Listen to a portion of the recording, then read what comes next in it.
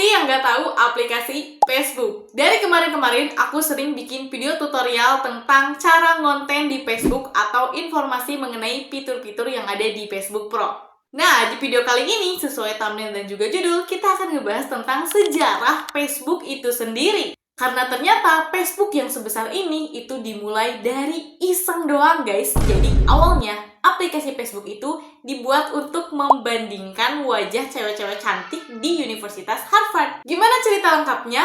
Yuk langsung aja kita ke ceritanya.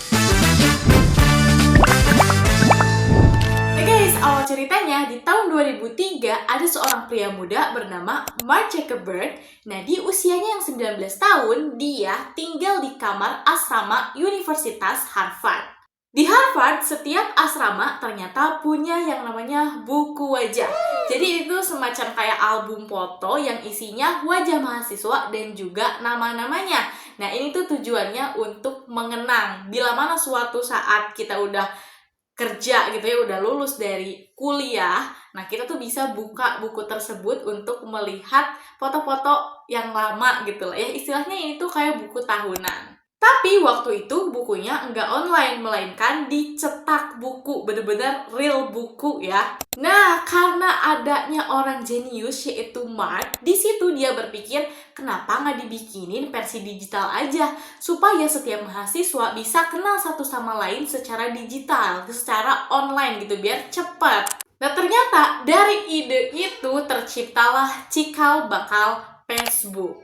Sebelum Facebook lahir, ternyata Mark udah pernah bikin proyek iseng bernama Pesmas. Jadi, aplikasi ini tuh akan menampilkan dua foto mahasiswi cantik yang dipilih secara acak. Kemudian pengunjung dituntut untuk memilih siapa yang lebih cantik. Wow! Website ini ternyata viral banget. Dalam waktu singkat, ribuan mahasiswa mengakses website Pesmas. Tapi ternyata guys, karena Mark itu mengambil data-data atau fotonya dari foto album yang udah kita ceritain tadi tanpa izin, makanya website ini ditutup karena melanggar privasi. Situsnya langsung ditutup dalam waktu 2 hari dan ternyata Mark hampir aja dikeluarin dari Universitas Harvard. Meski dianggap skandal dan nakal, tapi kegagalan membuat Pesmas ini memberikan poin penting kepada Mark. Yaitu ternyata orang-orang sangat tertarik untuk membagikan informasi melalui online atau daring. Pada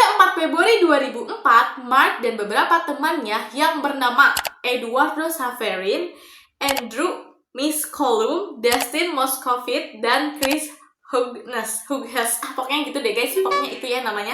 Nah, mereka berempat resmi meluncurkan situs bernama thefacebook.com. Awalnya, situs ini tuh diperuntukkan untuk para mahasiswa Harvard saja, dengan fitur-fitur hanya bisa menampilkan foto profil dan juga keterangan pribadi, yaitu bio. Tetap bisa untuk menambahkan teman ya, jadi dari awal udah ada add and konfirmasi, dan juga bisa mengunjungi profil orang lain. Dan kerennya, situs thefacebook.com ini dalam waktu 24 jam sudah lebih dari 1.200 mahasiswa Harvard menggunakannya. Dan dalam waktu 1 bulan, hampir seluruh mahasiswa Harvard menggunakan thefacebook.com. Kesuksesan ini tuh bikin Mark dan timnya makin berpikir secara lebih luas lagi. Mereka mulai membuka akses untuk universitas lain seperti Universitas Stanford dan juga Columbia.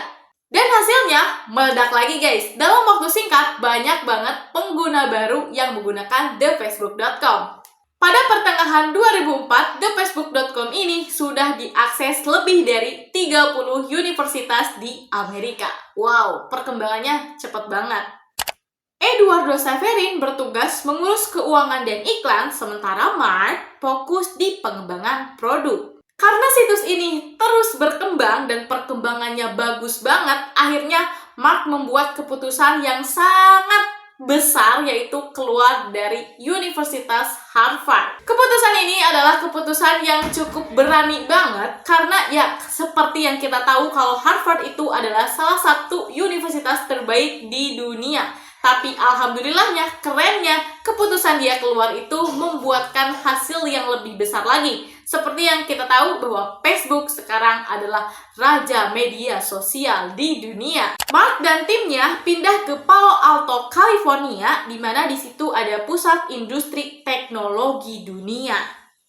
Mereka menyewa rumah kecil sebagai kantor pertama Facebook. Beberapa bulan kemudian, investor pertama bagi Facebook datang yang bernama Peter Thiel. Dia adalah seorang co-founder PayPal. Nah, siapa yang udah tahu aplikasi PayPal?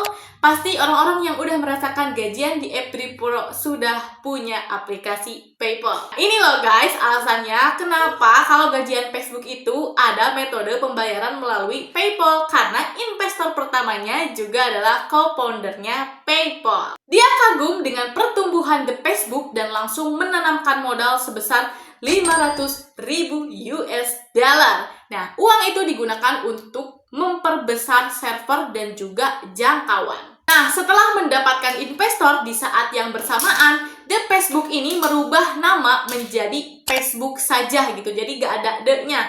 Hal ini dilakukan supaya lebih simple dan lebih mudah diingat. Tapi kalian tahu gak sih, ngerubah nama dari The Facebook menjadi Facebook, bayarnya berapa? Bayarnya 200.000 US dollar guys. Jadi dari investor tadi 500.000 tuh sekarang cuma sisa 300.000 lagi guys, karena 200.000-nya dipakai buat ganti nama. Kalau kalian mikir bahwa Facebook itu perjalanannya mulus banget, ternyata enggak guys. Jadi perjalanan ini tuh tidak lepas dari yang namanya kontroversi. 3 mahasiswa Harvard bernama Cameron dan Tyler Winklevoss serta Diva Narendra menuduh Mark mencuri ide mereka. Katanya mereka udah lebih dulu mengajak Mark untuk membuat jaringan sosial bernama Harvard Connection atau yang sekarang dikenal sebagai Connect You. Nah terus 3 temennya ini melaporkan Mark ke pengadilan. Dan setelah proses dan waktu yang cukup lama, Mark memilih untuk jalur damai gitu. Jadi pakai duit. Kalian tahu duitnya berapa? Mark membayar senilai 65 juta US dollar. Aduh, ini mah mendengarnya juga ya. Tapi keren sih menurut aku, karena kalau misalnya menurut Mark merenya 65 juta US dollar tuh kecil kalau dibandingkan sama keuntungan dia sekarang. Ini gimana? Gak untung banget. Ini tuh Facebook tuh ada di mana-mana, hampir di seluruh dunia. Setelah melewati semua drama, ternyata Facebook ini makin kuat. Di tahun 2005, Facebook resmi membuka jaringan ini untuk para siswa SMA. 2005 loh, padahal mulainya 2004. Wow, ini cuma 1 tahun. Dan setahun kemudian, di tahun 2006, Facebook dibuka untuk umum. Siapa saja yang udah berumur 13 tahun lebih dan memiliki email, itu bisa mendaftar di Facebook. Di tahun inilah momentum Facebook menyebar dan boom di seluruh dunia. Dari ribuan pengguna, terus ratusan ribu, jutaan, sekarang udah miliaran. Keren banget sih. Oke, kita persingkat aja ya. Kita akan sepil momen-momen penting dari perkembangan Facebook. Tahun 2007, Facebook membuka platform untuk developer luar. Lahirlah game seperti Farmville dan juga Candy Crush di Facebook. Di tahun 2009, tombol like itu resmi diluncurkan. Nah, karena adanya fitur like atau suka terhadap foto atau postingan orang lain, Facebook jadi semakin meluas. Di tahun 2012, Facebook resmi membeli Instagram dengan harga berapa, Cik?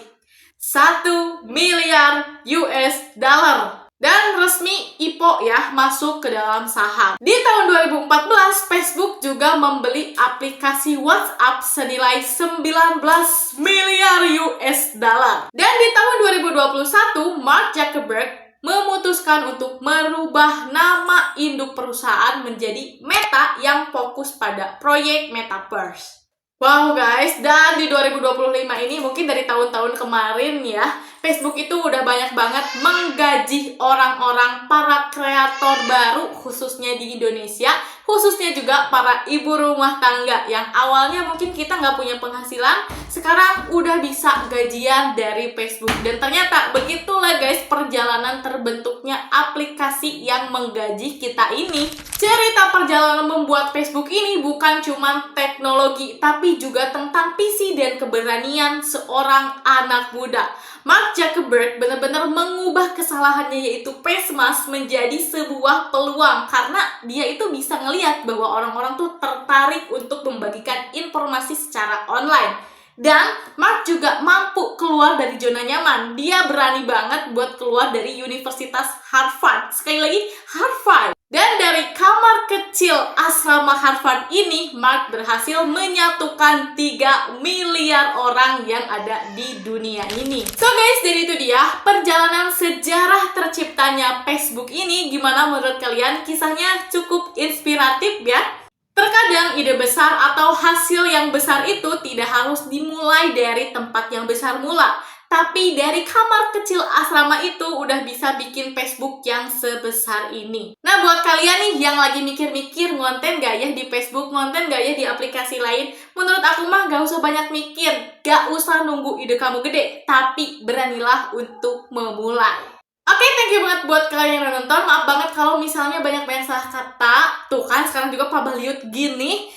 Jangan lupa untuk pencet tombol like, comment, dan subscribe. Terus itu share ke seluruh media sosial yang kalian punya. Kalian suka gak sih cerita-cerita kayak gini? Kalau suka, tulis di kolom komentar dong gitu. Nanti aku ceritain hal inspiratif atau menarik lainnya. Oke, thanks for watching. See you on next video. Assalamualaikum warahmatullahi wabarakatuh. Bye-bye.